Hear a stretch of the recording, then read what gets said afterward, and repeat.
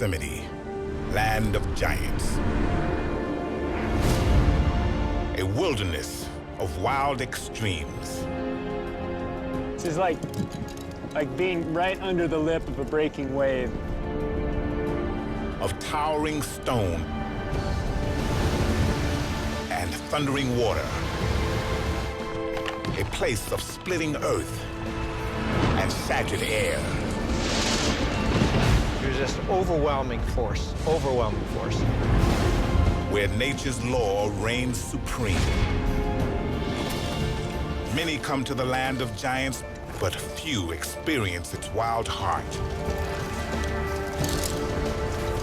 This is the wilderness and the wildness of Yosemite.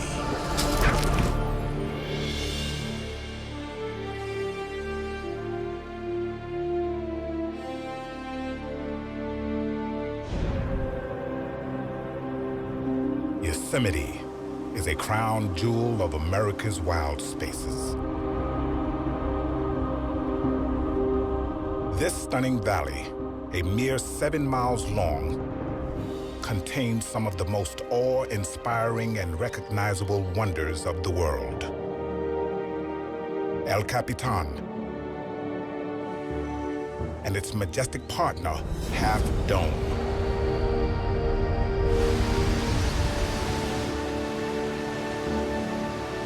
Yosemite Falls, 13 times higher than Niagara. The giant sequoia, a species as tall as a 30-story building, its trunk wider than many city streets. No living thing in the known history of the planet has ever matched it for size. Yosemite lies in the granite heart of California's mighty Sierra Nevada mountain range.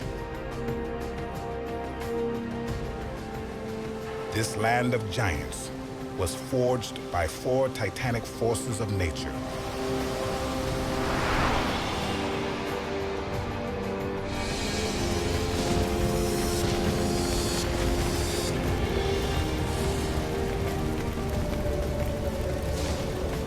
Fire. Out of the flames, life comes to this wilderness. I believe and feel that they are breathing a sigh of relief from this fire and this burn. Air.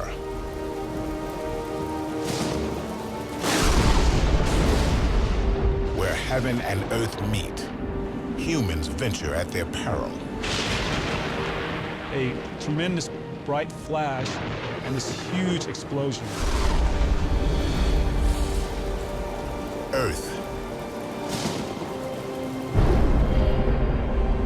An awesome ancient pressure breaks out of solid stone. Please don't move. And water.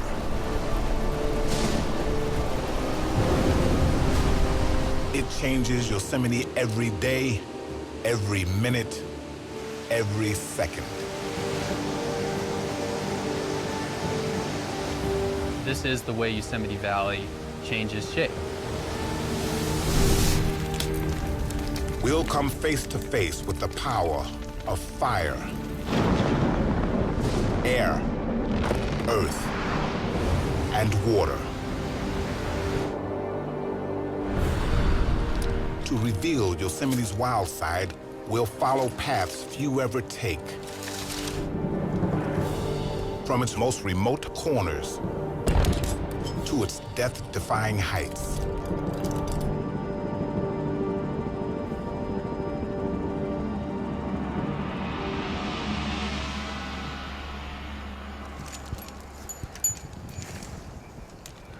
Lincoln Ellis is taking on one of the most difficult and dangerous rock climbs in the world, to the summit of El Capitan. A single chunk of granite, more than half a mile high, twice as tall as the Empire State Building. One of the highest unbroken cliffs in the world. More than 3 million visitors gaze at it every year. Few experience it like this.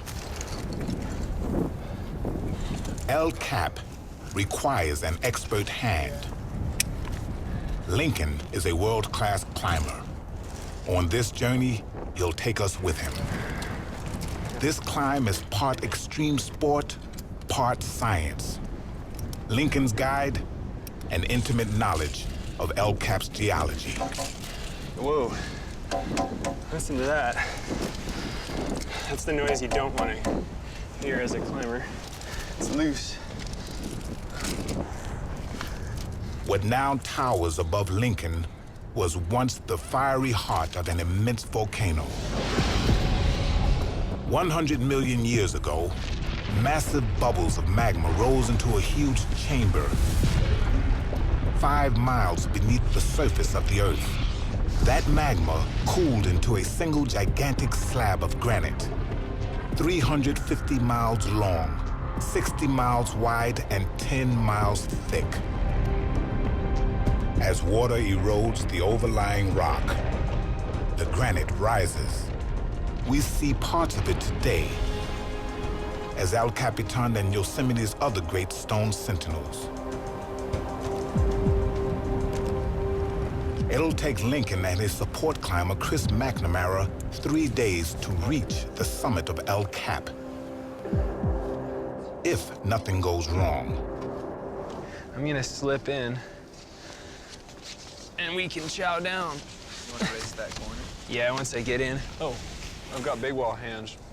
Oh, I could send that. What could go wrong Oh, we're gonna shoot another one. is Yosemite's most unpredictable natural force. The weather. The power of the Earth's atmosphere. The power of air.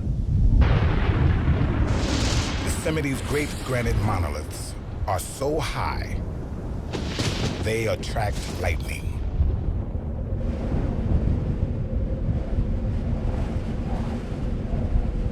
In spring and summer, fierce electrical storms charge up Yosemite's valley. They collide with its domes and peaks. These giant granite formations intensify this power of the air. They create the stage for some of nature's most spectacular shows of force. Bursts of lightning, 5 times hotter than the surface of the sun. Our next journey into Yosemite takes us to one of its deadliest days.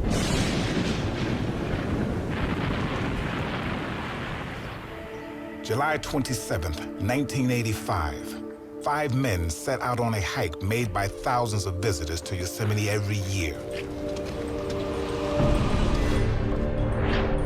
Their destination is 5 miles down the valley from El Capitan, the summit of the park's tallest granite peak, the towering Half Dome. Nearly 5,000 feet high. It's a 10-hour trek that requires no special expertise. These men don't realize their target is the top of a gigantic natural lightning rod. To the south of Yosemite, a huge electrical storm forms.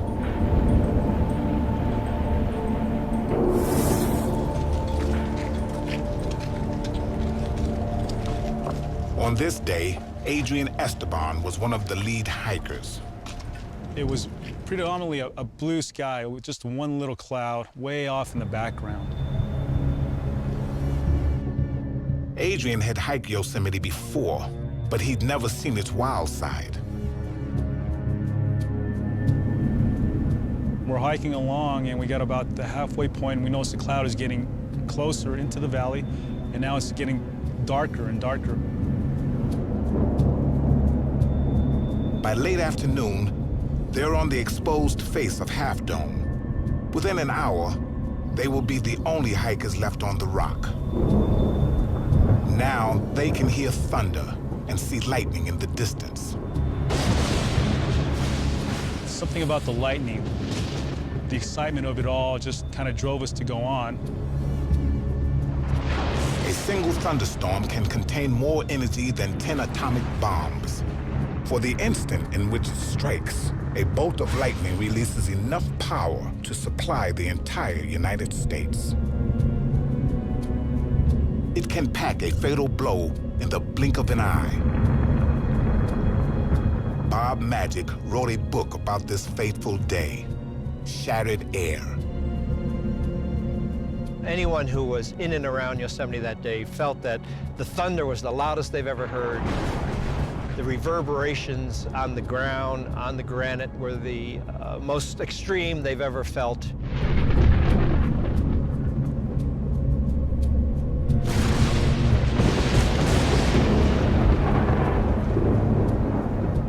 p.m.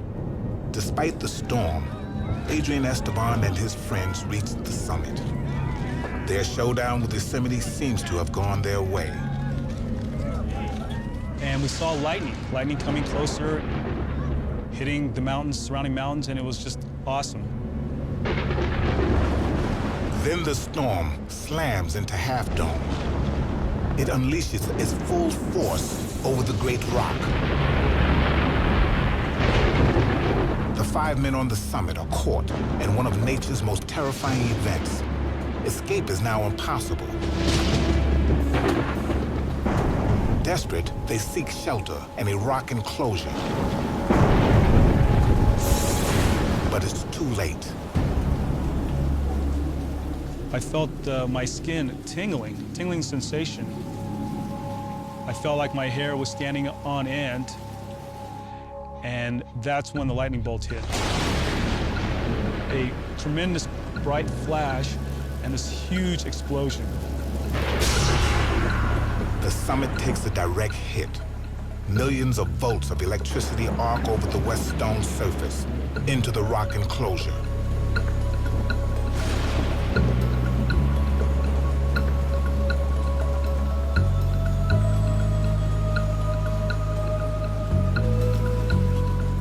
The lightning strike kills 2 of Adrian's friends. 2 others suffer massive internal injuries and third-degree burns. They will take years to heal.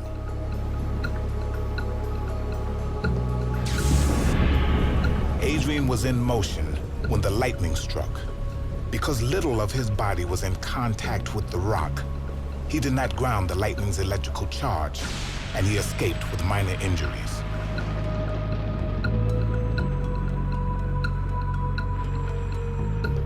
And I just want to impress on people that the dangers of nature, how strong, how unpredictable it can be, you have to respect it.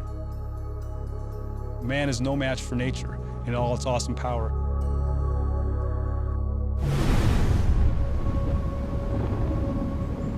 Yosemite is a stage where the awesome power of nature plays the lead role. Lincoln Else has a seat in the balcony. He's precariously poised high up the face of El Cap. Above him, nothing but sheer stone and clear air.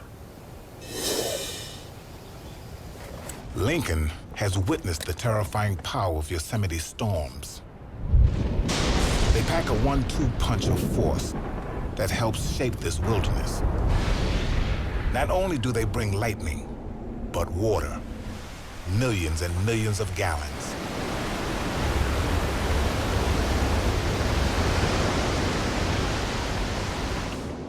If stone is Yosemite's body, water is its soul.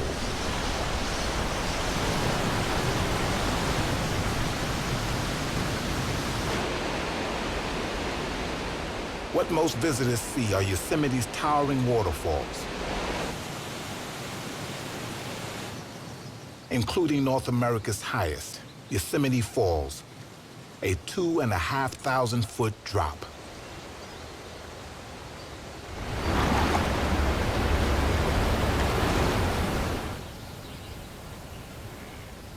Beyond the public spectacle, water is Yosemite's engine of change. All that water works on Yosemite stone.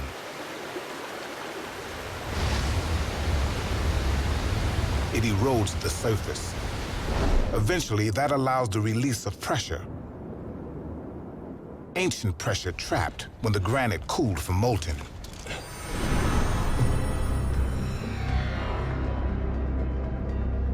The magma that formed present-day Yosemite cooled under an immense load, billions of tons of overlying rock.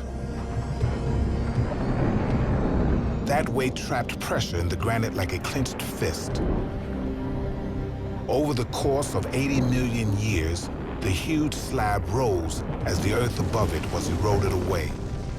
As it reached the surface, the action of water helped release the pressure trapped within the stone. The first sign of that pressure release? Cracks. The same cracks Lincoln uses on the face of El Cap.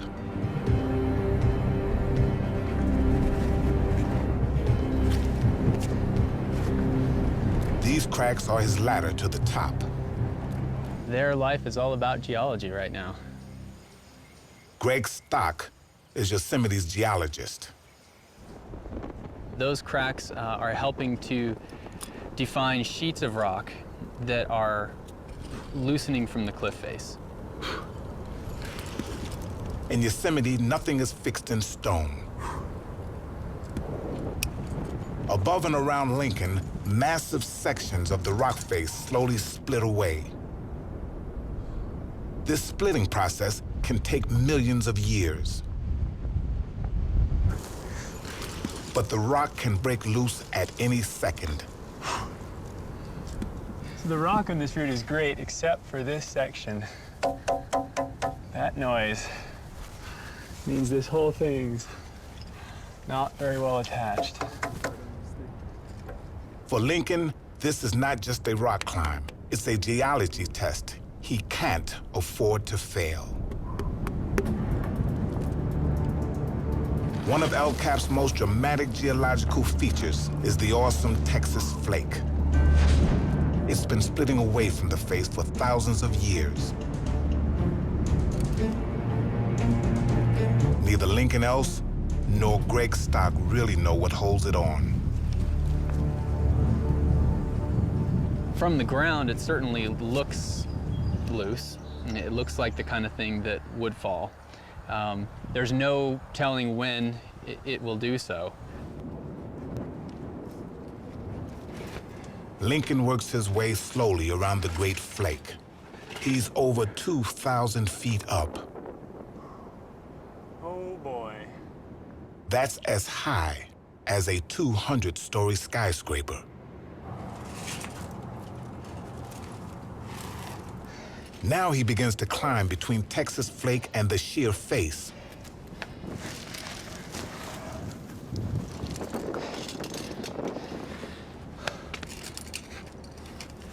Few people get to experience geology like this, up close and personal.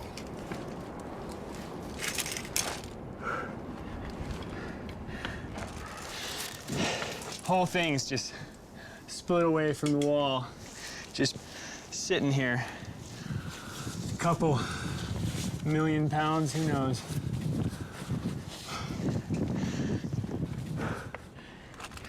Please don't move. Only 10 years ago, something as big as Texas Flake did come loose, and the result was catastrophic.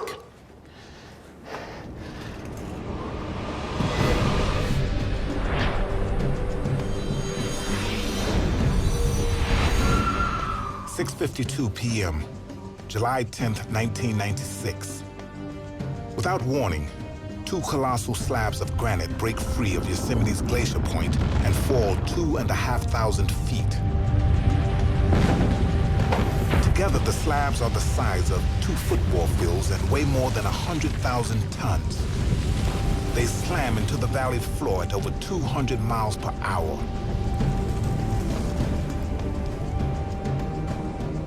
It happened in July. It happened in clear skies, warm temperatures. The air beneath the falling slabs is super compressed and blasts out from the impact point, hurling dust and debris 2,000 feet up. So this air blast followed by this huge dust cloud just swept out over this area and just obliterated the forest here. The blast of air alone caused this tree damage. At 300 miles an hour, it was as powerful as the most devastating tornado. It snapped 1,000 trees like twigs, some up to half a mile away.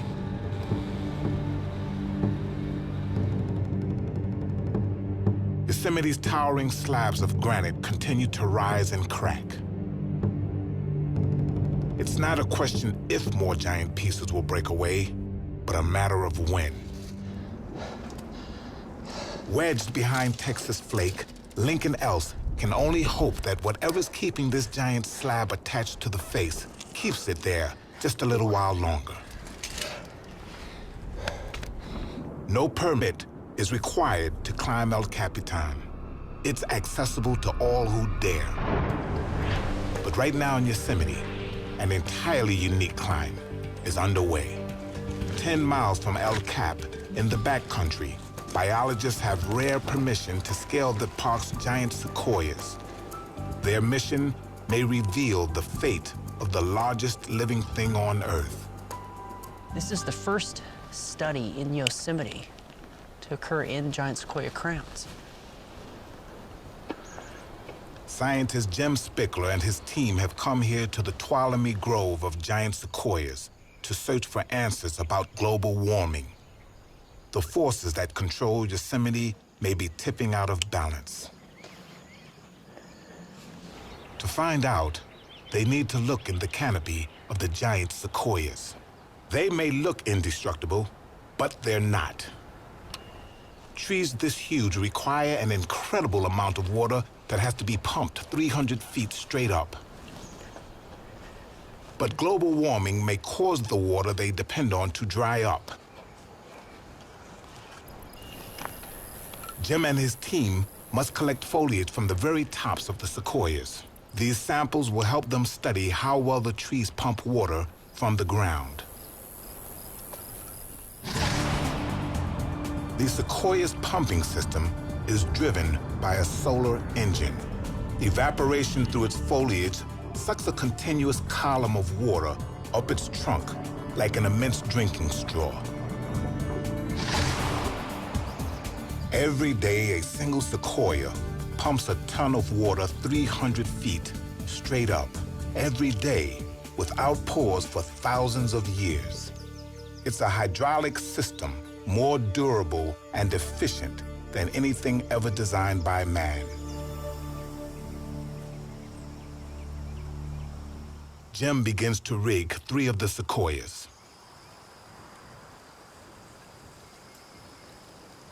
He has to shoot a guide rope over one of the tree's topmost branches. They're hidden by foliage 300 feet above.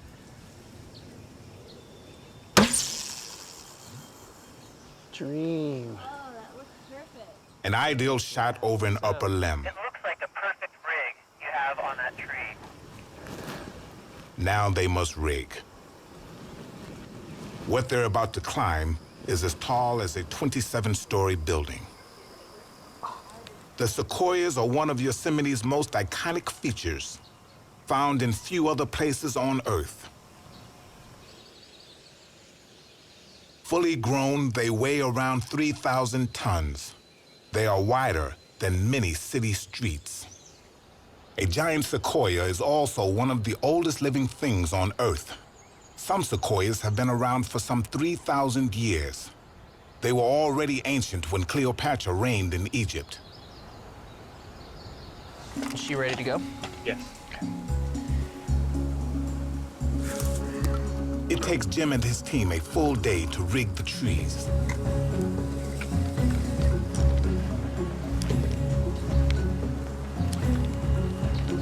Safety is paramount. A fall from 300 feet will kill you just as surely as a fall from 3,000.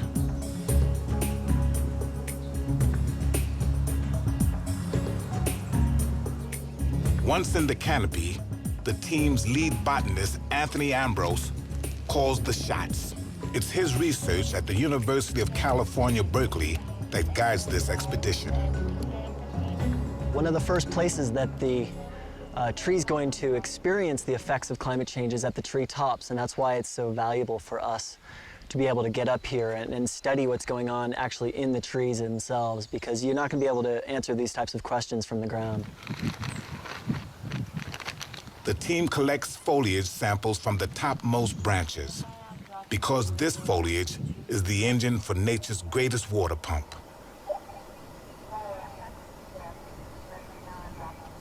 I think these trees are just unsurpassed on the planet. They're magnificent.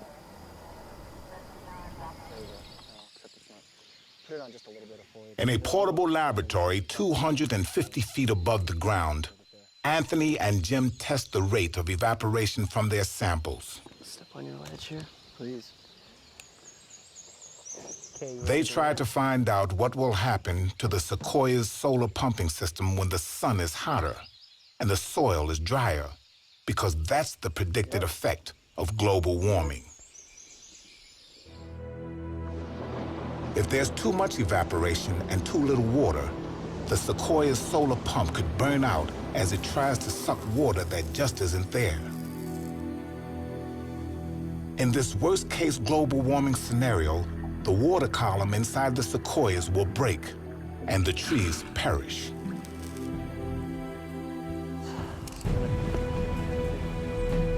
We have to make sure that we preserve their habitat now.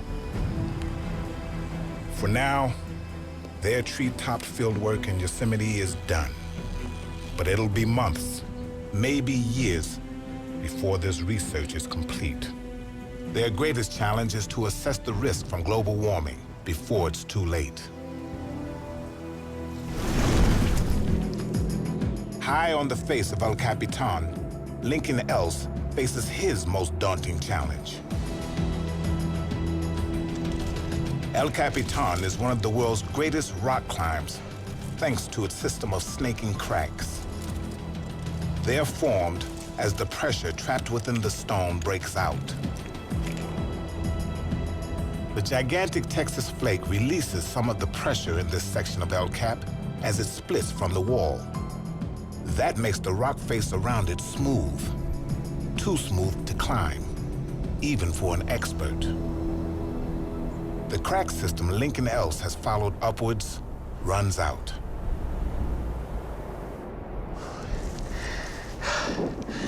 This has got to be one of the crazier parts on El Cap. You finish Texas Flake, crack runs out, and we gotta make it over to the next crack system. Since we can't climb it, we gotta swing it.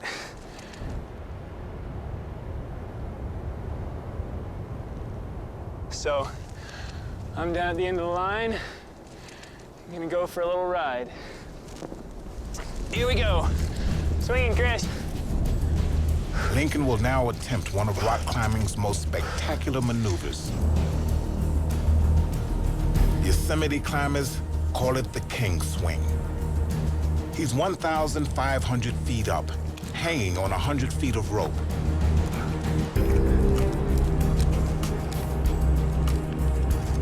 Lincoln must swing backwards and forwards along the rock face if he's to reach the next crack system.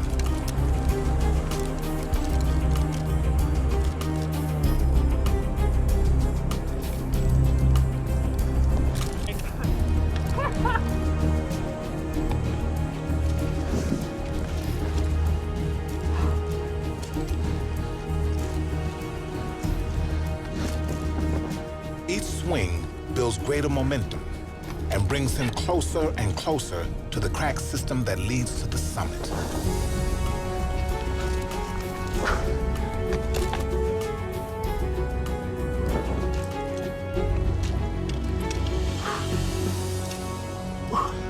Finally, he lands.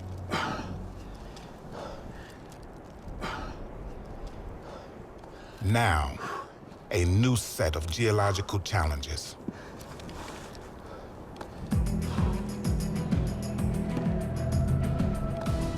500 feet above him is a forbidding overhang of rock called the Great Roof. This massive geological scar will be Lincoln's last major barrier to the top.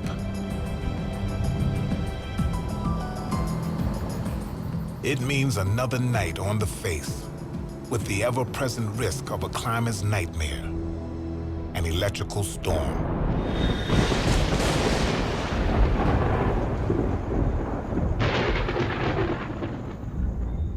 Lightning may be one of nature's most powerful and deadly forces, but drawn down to the earth of Yosemite, it's also a life giver.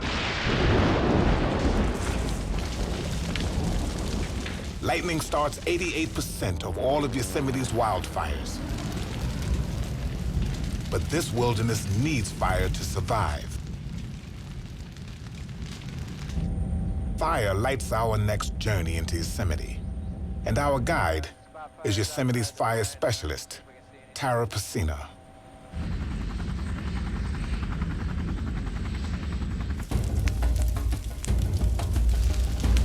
This fire will consume 70 acres of forest, as big as 68 football fields.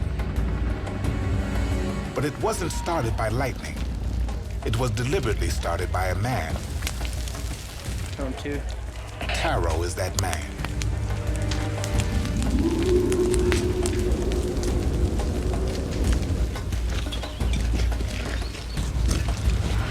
For most of the last century, naturally occurring fires in Yosemite were put out whenever they started.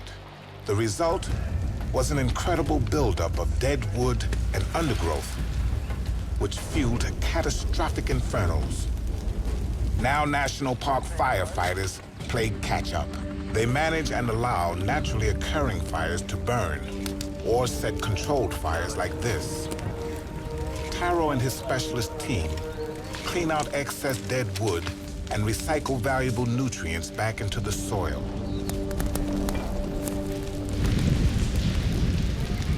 We can't let all fires burn, and we can't put all fires out. We have to find that medium, but understand that fire is vital and important part of our ecosystem.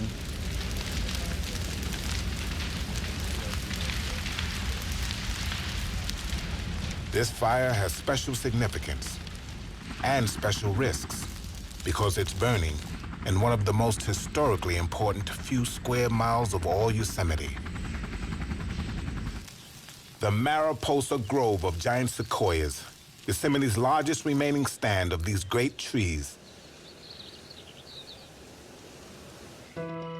This grove was one of the main reasons President Lincoln took time out from the Civil War to declare Yosemite a protected place in 1864.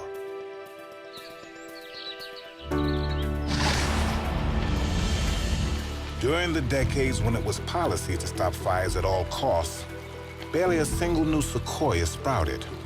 Why was an enduring mystery, finally solved late last century. Giant sequoias depend on fire to reproduce.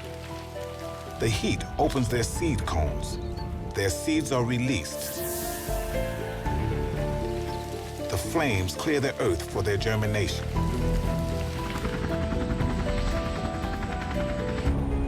Copy, Jeff. Yeah, it looks like you and Henson have a really nice line of ignition. Taro flies reconnaissance as the fire moves into Mariposa Grove.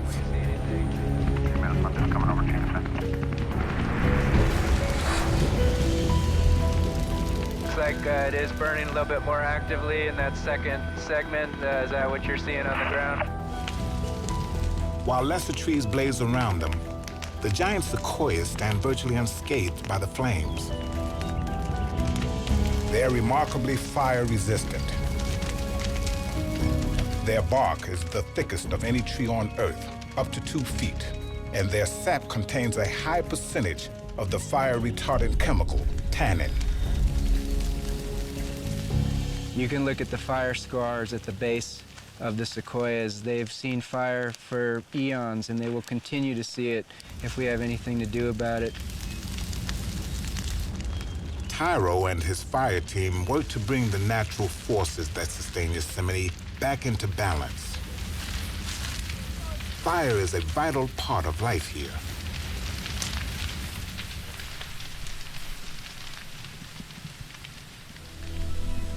When the flames die down, the Earth is ready for a new generation of giant sequoias.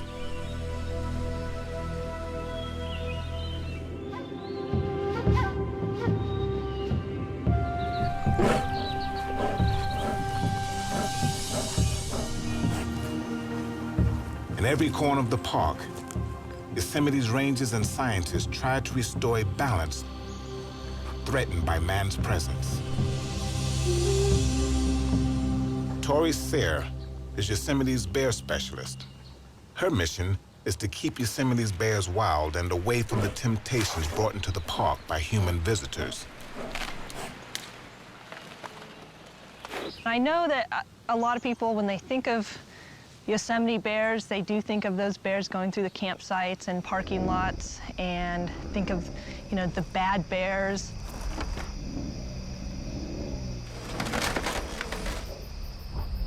They're not bad bears. They're bears out there trying to make a living and find food.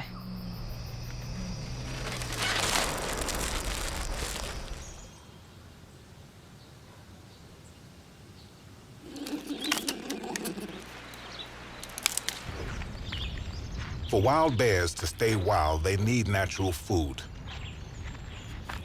particularly acorns, one of nature's highest calorie foods. That's where Yosemite's fire policy plays its role in the bear's survival. Fire clears the canopy and allows sunlight for young oak trees to grow. Forest needs fire. It allows new growth, and with that comes more of a natural food supply for bears. Tori's research shows that more and more bears trade Yosemite's car parks and campgrounds for its wild spaces, and their overall numbers are increasing.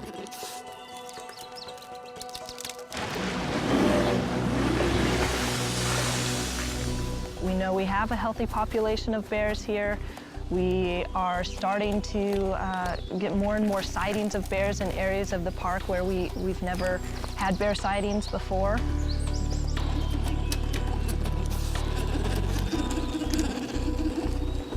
But Yosemite's human guardians cannot protect it from what happens beyond its borders. Evidence is mounting that climate change, global warming, is upsetting the natural forces that have kept Yosemite in balance for eons.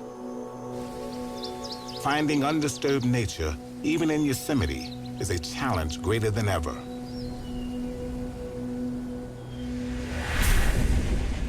"2,000 feet up, Lincoln Else is on his final push to the summit of El Capitan.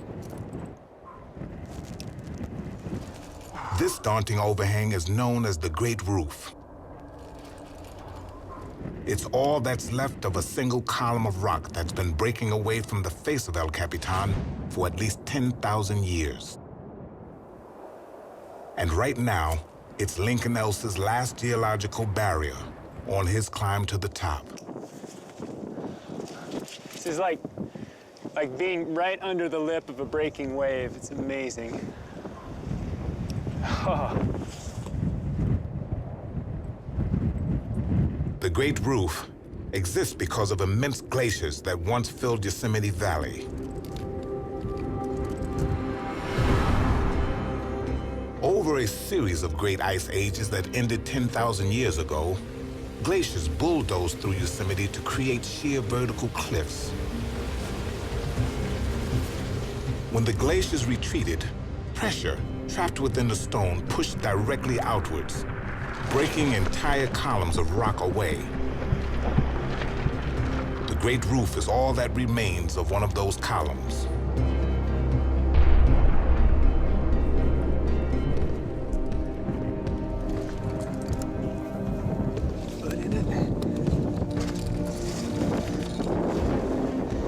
This is the balancing act that's involved in climbing El Cap.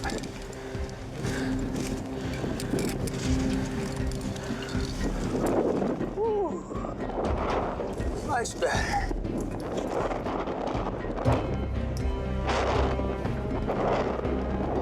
Okay. into the wind. The great glaciers that helped shape El Cap have long fled the valley.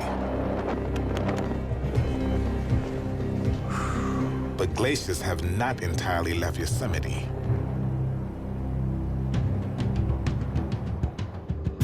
"20 miles from Lincoln, in a rarely visited part of the park, Yosemite's last significant glacier fades like an old memory. Lyell Glacier is 11,000 feet up the bare slope of Mount Lyell at the head of a remote canyon. Geologist Greg Stock treks into Yosemite's past to look for answers about its future. All over the world, glaciers retreat. They provide some of our most dramatic evidence of global warming. So it is in Yosemite.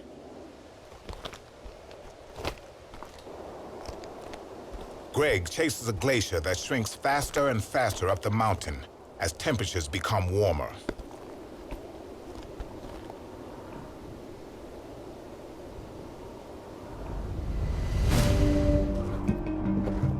Best estimates are that in 50 to 75 years, this glacier will be essentially gone.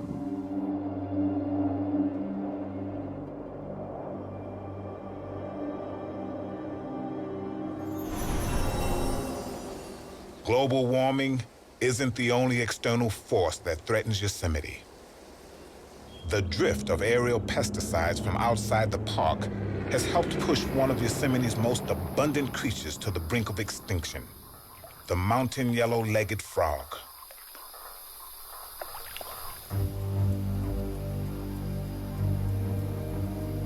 In Yosemite's alpine meadows, the park's chief wildlife biologist, Steve Thompson, is on a lonely search for the frogs that once abounded here.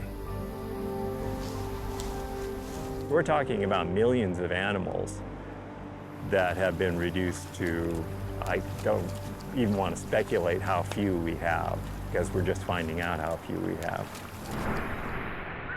10 years ago, mountain yellow-legged frogs were the most numerous amphibians in the Sierra Nevada range.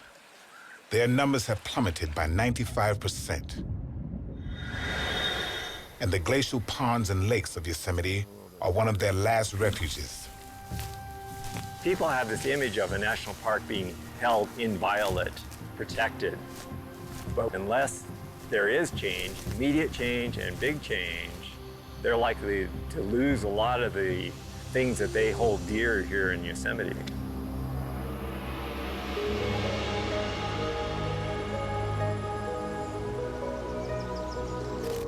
Half a mile straight up El Capitan, Lincoln's over the lip of the Great Roof. He closes in on the summit. Few people on Earth have experienced Yosemite the way he has. Whew, a little windy up here. It doesn't get much more exposed than that. Whoa.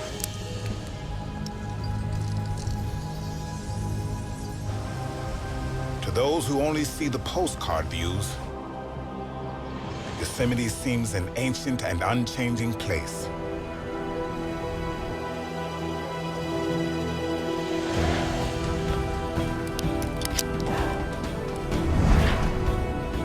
Its beauty frozen in stone and framed by its great cascades.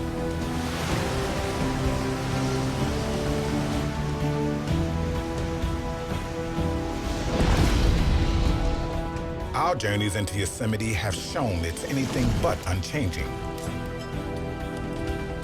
And its beauty is actually far more fragile than it looks. From the time humans first set foot in this extraordinary wilderness, it's been a place of wonder and inspiration. Woo.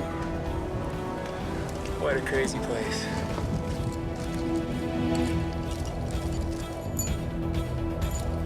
The more we understand about the forces that created Yosemite, the more we understand our responsibility to it.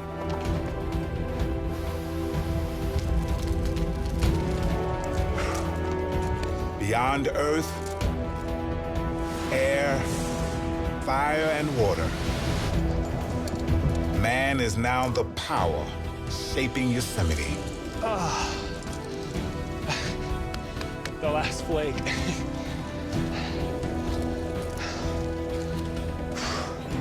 Just topped out.